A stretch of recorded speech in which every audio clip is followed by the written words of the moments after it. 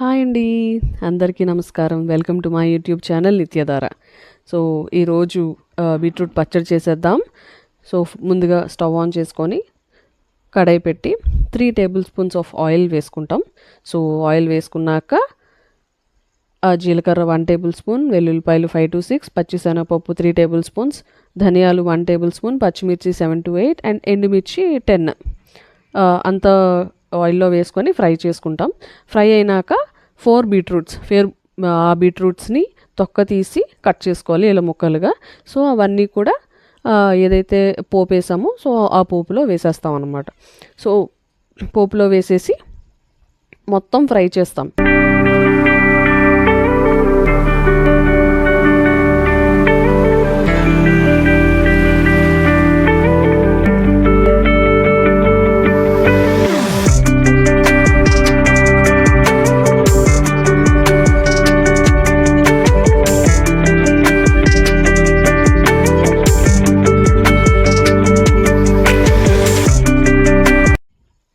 So మొత్తం fry salt వేస్తాం కదా, సో మొత్తం మళ్ళీ ఒకసారి కలిపేసి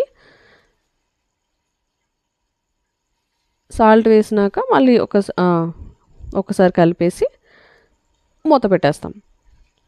సో మూత పెట్టేసినాక 5 to 10 minutes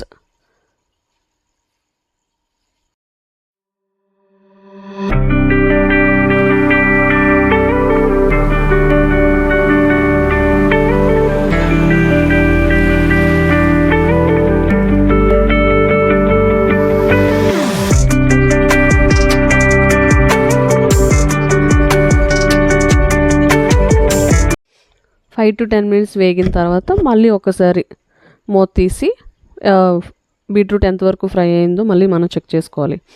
చెక్ చేసుకున్నాక బీట్రూట్ ఇంకా ఫ్రై అవ్వలేదు అని అంటే ఇంకొక 5 minutes మళ్ళీ పెట్టాలి అన్నమాట. సో అంటే మళ్ళీ ఫ్రై చేయాలి, మళ్ళీ మూత పెట్టేసి.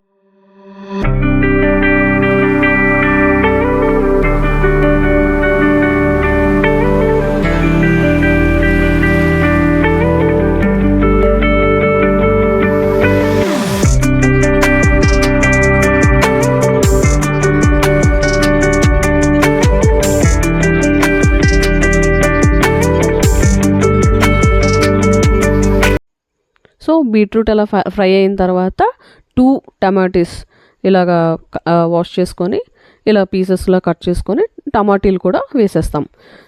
సో టమాటీలు వేసేసినాక కూడా మళ్ళీ ఒక్కసారి కలుపుకొని మళ్ళీ మూత పెట్టి మళ్ళీ ఒక 10 minutes వెయిట్ చేయాలి. సో 10 minutes కుక్ అవ్వాలి మొత్తం టమాటీ బీట్రూట్ అన్నీ కూడా.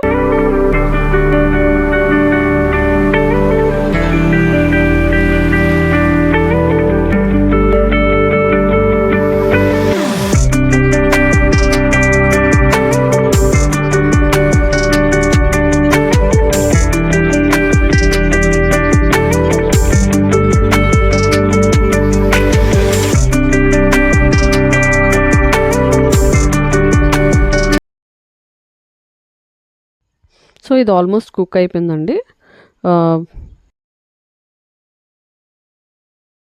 సో మొత్తం ఉడికిపోయిన తర్వాత టమాటీలు బీట్రూట్ అంతా ఉడికిపోయిన తర్వాత చల్లార్చుకొని బాగా మెత్తగా మిక్సీ పట్టుకొని పోపు వేసుకోవాలన్నమాట.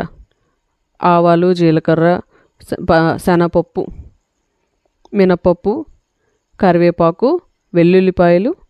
సో ఇవన్నిటితో కలిపి ఫైనల్గా మిక్సీ చేసుకున్నాక పోపు వేసేసుకోవాలి, అంతే. ఏదైనా హెల్దీ ఫుడ్డే కదండి. సో మీ పిల్లలకి పెద్దలకి ఏ రోజైనా బీట్రూట్ తినలేరు అని అనుకునేటప్పుడు ఈ బీట్రూట్ పచ్చడి ఇలా చేయండి. సో ఇది ఫైనల్ అవుట్పుట్. సో మీ అందరికీ నచ్చింది అనుకుంటున్నాను. Please do subscribe my YouTube channel.